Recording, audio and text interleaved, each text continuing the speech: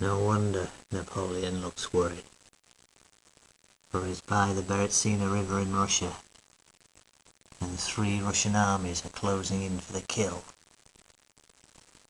By the immense bravery of General Eblé and his gang, bridges had been thrown across the Berezina River, but by now thousands of starving race were following in the wake of the army, and Napoleon had nothing else to do but burn the flags and try and escape as best he could.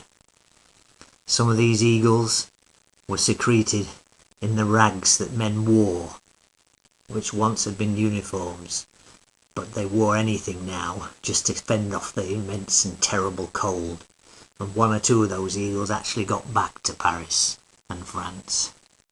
Much more reminiscent of what things were like is this cavalryman in the bottom left-hand corner of the painting.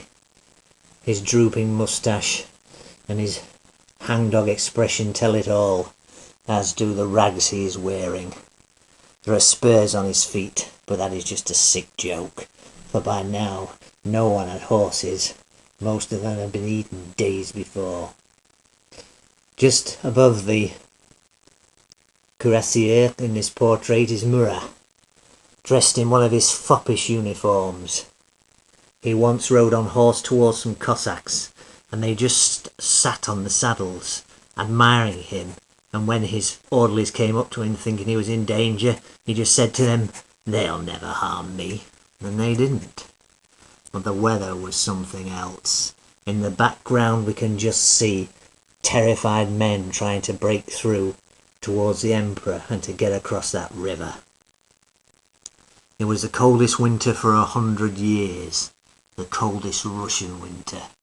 The 1810 to 1820 was the coldest decade of the 19th century, and the decade before there had been a plethora of volcanic eruptions, unprecedented, and these had sent billions of tiny particles into the atmosphere, dust around which snowflakes could accrete, and it seemed in 1812 that everything had conspired to doom the Emperor and his magnificent Grande Armée.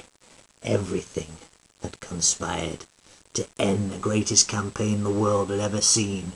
600,000 men set off. Barely 10,000 would ever get back to beloved France.